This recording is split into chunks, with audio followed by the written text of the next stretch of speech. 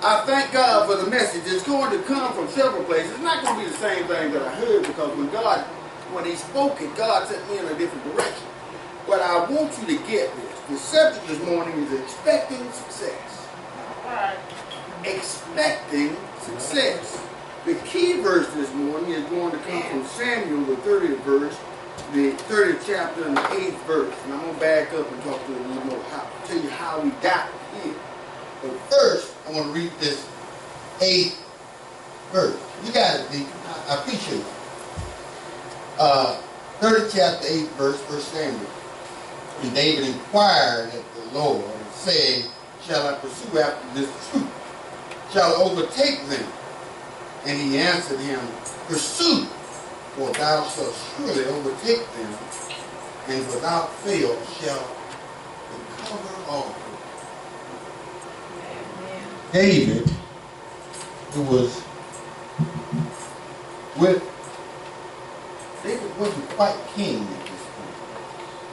But Saul was angry. Saul was searching for him. And David had his men, and they were, actually David had just came from conversion with the Philistines. They didn't exactly trust him, so they sent him back to where he was, Ziklag.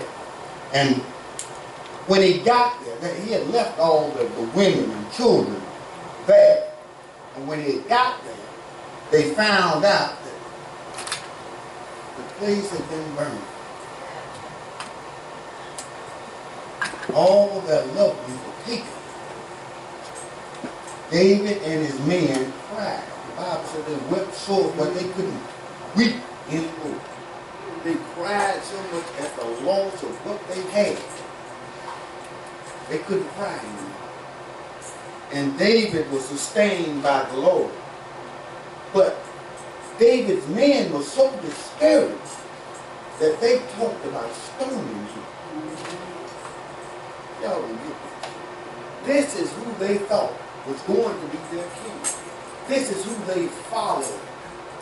This is who they had confidence in. And they were so low. They were hurt so bad by the loss of their wives. In some cases, their David's wives, their children, that they thought about killing David. David was upset himself. David sent for the priest and told him, bring me that effort. Big thing. Effort is an apron that the high priest carried. Most of the time it had 12 stones, 12 jewels on it, representing 12 tribes of Israel. It was holy, is what they thought. It was what made them close to God. So when you wore that, mostly it was worn by the high priest. But David at this point wanted to talk to God himself. He said, sent for it, he put it on, and he asked God. This right here is a word. David inquired at the Lord, saying, shall I pursue after this people? Shall I pursue after these people who have taken everything that we had? They burned the village with all their possessions, and they took, Carlos, they took Kate, they took your children while you were gone. Tom, they took Rose, they took your children, grandchildren while you were gone. Curtis, they took Vanessa while you were gone out Baptist.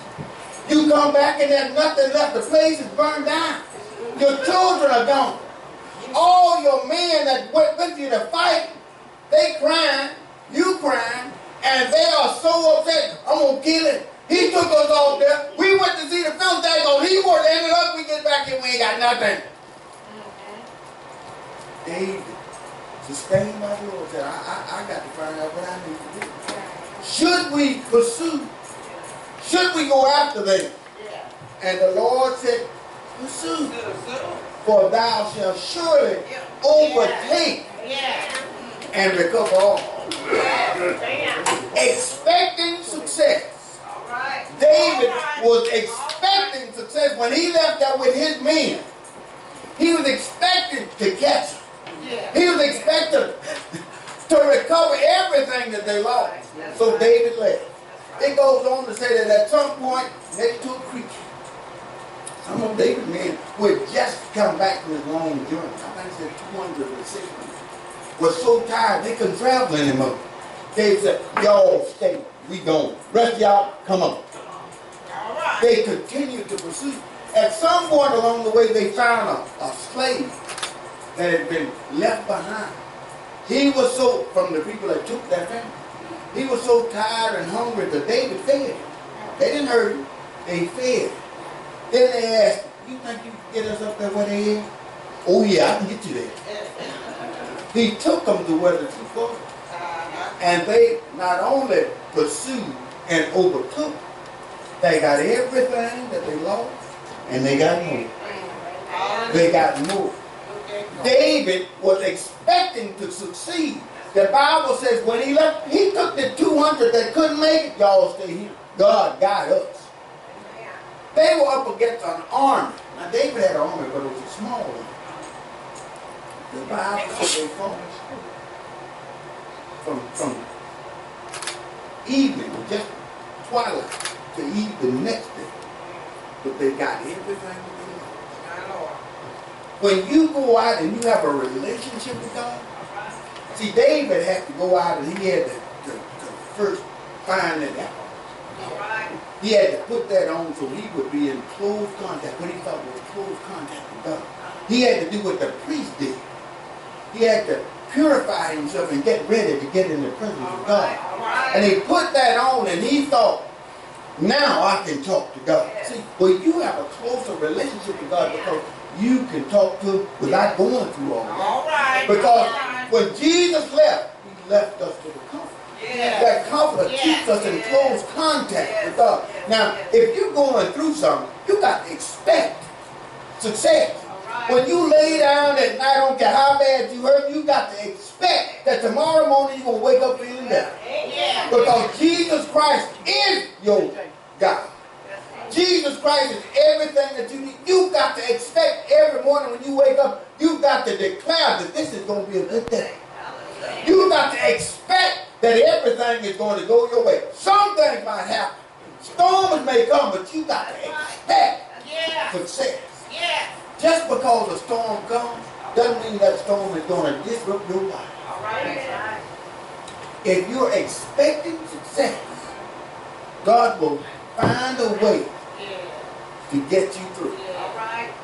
David, when he lost his wife and his wife, his man's family, the Bible says he was torn. He was crying, weeping for all that they had lost. And you know when you lose something like that, you don't expect to get it back. Even if you pursue, they got a head start on us. By the time we get there, we don't know what things going to be like. We don't know if they're going to kill them, they're going to sell them. We don't know what's going to happen. But when God said, thou shalt surely overtake me, thou shalt recover all. You know what all is? All is all and there ain't no more. If God said you're going to recover all, ain't nothing left to lose. Acts, 3rd chapter, starting at the 3rd verse. And we recently discussed this in Bible study. Part of this anyway. Well, the whole thing, we discussed the entire chapter a couple weeks ago. But I just want to go to this 3rd chapter of Acts, the 3rd through the 5th verse. Remember the lame man sitting at the gate, waiting to receive something. 3rd verse says, who seeing Peter and John about to go into the temple, asked alms. And Peter, fastening his eyes upon him with John, said, look on us. And he gave heed unto them, expecting to receive something of them. Anytime you're in the presence of God, anytime you come into this church, you ought to come in expecting to receive something of God. Anytime you go out and you leave, you ought to be expecting that God is going to fulfill that which you need. Every time you wake up in the morning, every time you got an ache, you ought to be expecting God to fix what is wrong. Because your a child of God, we ought to come expecting. Expecting. Church, we come and we pull them out sometimes. How you doing? Well, you know, woo, it's been hard. I don't know how I'm going to make it. My children ain't acting right. My dog in jail.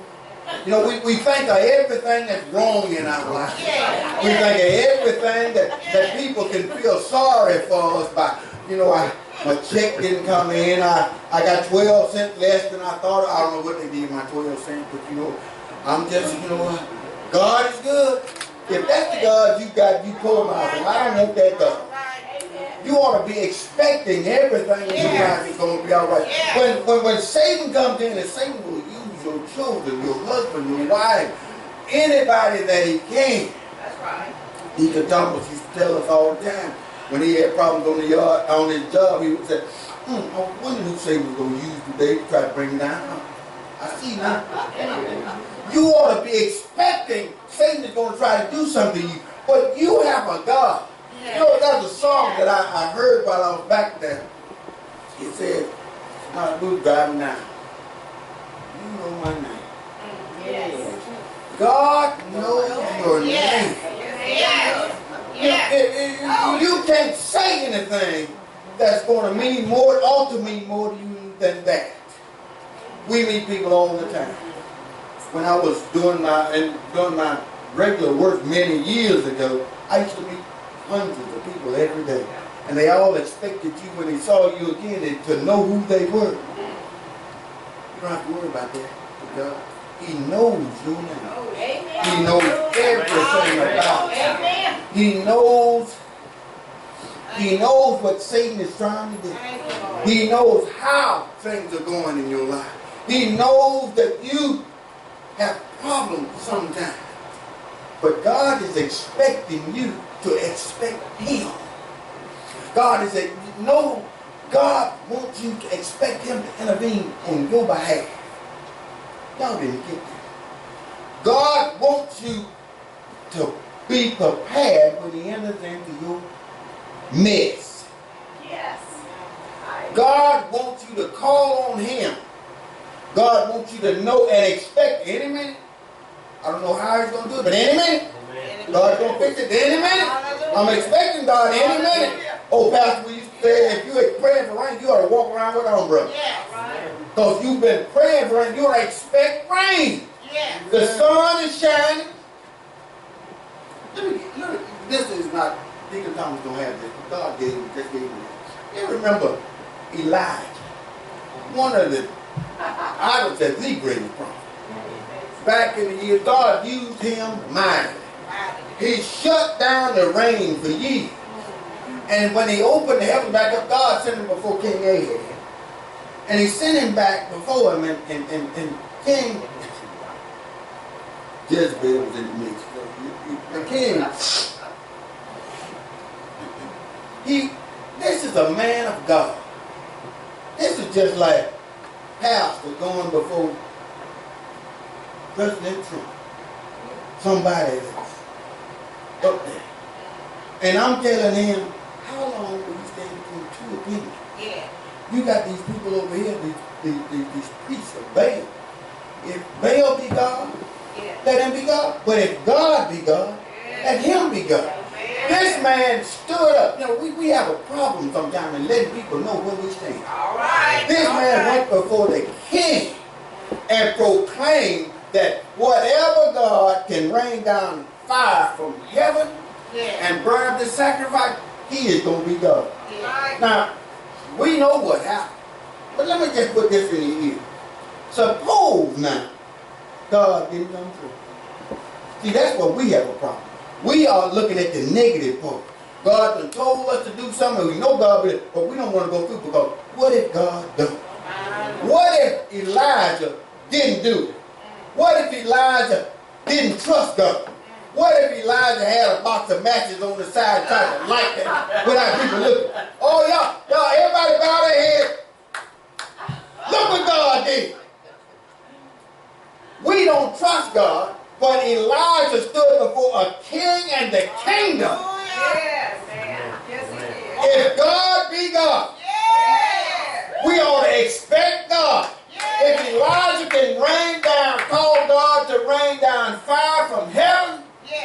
We ought to be able to call on our God to heal cancer, to cure AIDS, to give job, to give rest and peace in your home. You ought to be expecting God to be God.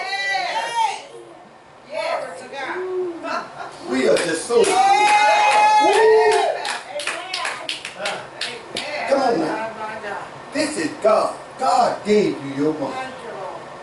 God allowed you to have that money for so many years. I know when I lost mine, I didn't question God, but I questioned him on my mother leaving, but I questioned him. You know, I see these drunks all the time, drunk mamas, these mamas with drinking and shooting up. My mama died at 62 and they live in the 70s. That ain't right! But let God be God.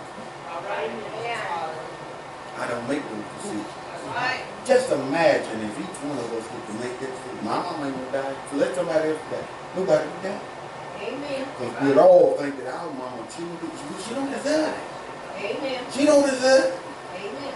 But God has got to be God. Yeah. We got to expect God to be God. Amen. We got to expect success. When you're going through something, you got to believe that you're going to make it through. Yes. We go through these storms in our lives and we think, oh, this is easy. Let me pray now because, you know, I got to call, make this phone call and let people know because I ain't going to make it through this. But let me tell you, when I was studying on this, God reminded me of all, you know, I have been through, well, the last surgery I had in October, and that would have been 2 years that less than 2 years actually, a little bit less than 2 years, that I had 6 surgeries on my back. And one of them knows the devil for mine, I didn't count that.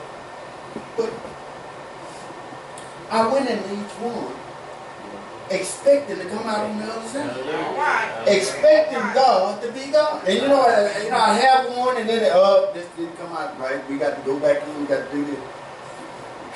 Alright. Then they said, you don't have another one. I got to do it till they get it right. I got to be able to do what God called me to do. I've got to be able to travel that hour and a half down and travel that hour and a half back. I've got to be able to stand in the pulpit and do what God called me to do. So if this is what it takes, if God don't heal me before they get ready to cut, now I was hoping, no, we got it. I trust him. I didn't know how he was going to do it. I didn't put him in a box that he was just going to do it like this. I knew he was going to do it. I just didn't know how. I was hoping that a couple of days before I had a surgery, oh, everything's fine. I'm going to be all right. I ain't got to have it. I ain't didn't quite work out that way. But God is God. I expect God to do it just for me. Yes. Mark. Oh, this is new. Mark, 9th chapter. Mark, the 9th chapter. The 23rd verse of that 9th chapter. We're going to start there. Mark 9:23. 23 to 25, then 28 and 29. And the man asked, and he asked his father, how long is it since this came upon him? And he said, of a child. And oftentimes it has cast him in the fire and into the water to destroy him. But if thou canst do anything, have compassion on us and help us. Jesus said, I went a little bit too far. I went 21 to 25. I'm going to go there. 23. Jesus said unto him, if thou canst believe, all things are possible to him that believe. Yeah. Let's just hold on right there. Just for a minute. If thou can believe, if you can believe, you can expect success. All right. Yes. If you can believe that Jesus Christ is God, that Jesus Christ died for you to cleanse your sin, that his blood cleanses your sin, that you're able to make it to heaven, that he sits on the right hand of the Father, you can expect success. All right. And straightway the father of the child cried out and said with tears, Lord, I believe. Help thou mine unbelief. And Jesus saw that the people were running together. He rebuked the foul spirit, saying unto him, Thou dumb and deaf spirit, I charge thee, come out of him, and enter no more into him. 28. And when he had come into the house, his disciples asked him privately, Why could we not cast him out? And he said unto them, This kind can come forth by nothing but by prayer and fasting. You know, God is God. If Jesus Christ told his disciples, who left a message for us,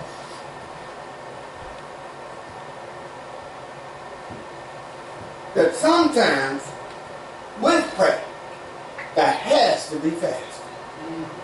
Sometimes you have to deny yourself.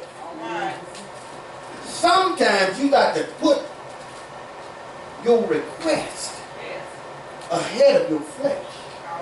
See, the flesh wants what the flesh wants. The flesh cries out for certain things. Food, water, various other things. But when you have a relationship with God, you can speak to that situation. And if it don't change real quick, then you got to go a little deeper. You got to push away everything. Sometimes you got to go in that secret closet. Sometimes you got to pray in the middle of the night. Sometimes you got to come and fellowship in prayer. Sometimes,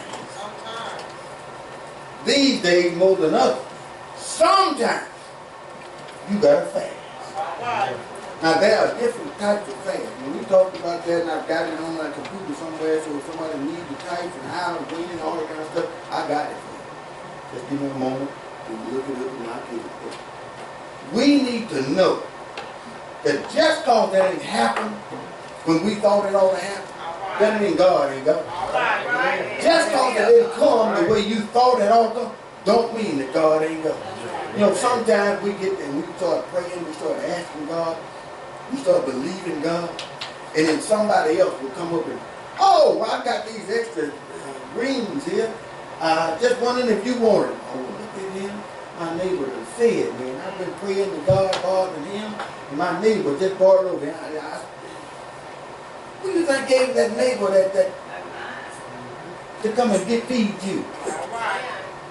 We give instead of giving God the praise, instead of giving God the thanks for what he's doing, we give the man. Oh Lord, I was so happy when the state legislature passed that act so I can retire, or I can get this degree, or I can get that. You know what I'm talking about. God did that.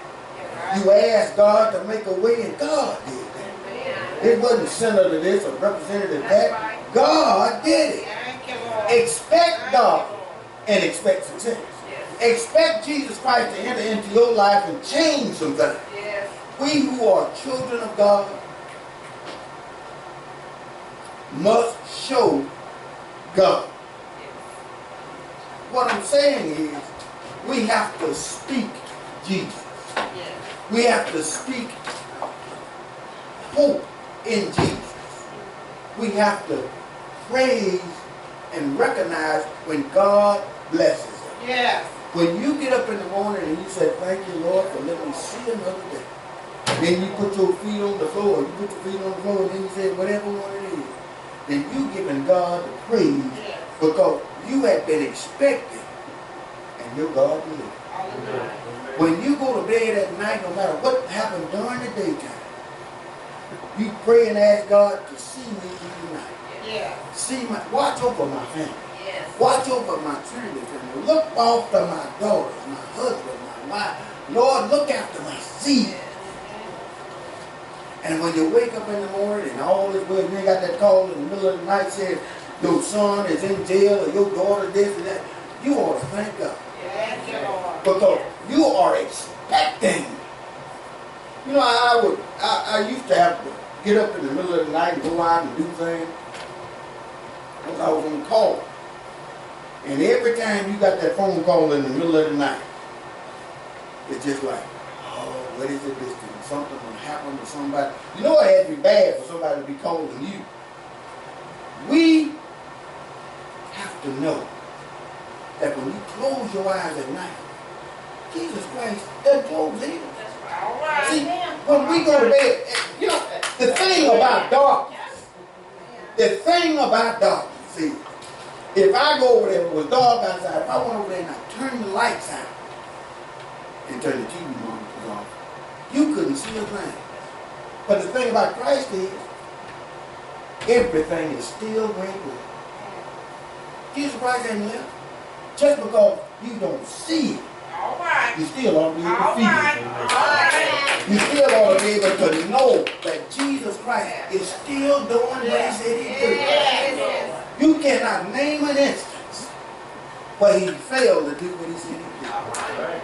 If you did what you see, that's what we come up short. We fail. And because we aren't doing what God told us to do, when God doesn't come through with his part, oh, I knew he wouldn't do it. I knew that was just too much. Yeah, because you didn't do your part. This is a two-way street. If you got an inheritance downtown at Choctaw County Courthouse, you have to come down there and you go down and you bring your ID and you bring all the other stuff, and eventually, after they got a little interest off of it, they turn it over to you. They give it to you. But if you go down there, I'm Pastor Hopkins from Trinity Tabernacle, I heard you got a check for me. We got a check for who? Pastor Cecil Hopkins, you want me to spell that? Oh, we can spell it. You got any ID so we know you? No, I figured everybody around here knew who I was. Ask Sister Rose over there, she know. No, we just can't do that. But they called me and said, I got a check. There are guidelines. There are rules. There are things that you have to do. You go down and you fill out this paperwork requesting. Goes before a judge or some county official, and they look at that and look at your ID, and yeah, it looks like he is who he say he is, and we're going to turn it all over to you. If you're looking for something from God, go through the proper procedure. Go through the process.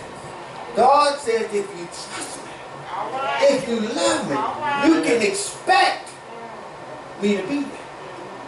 I'll never leave you nor forsake you.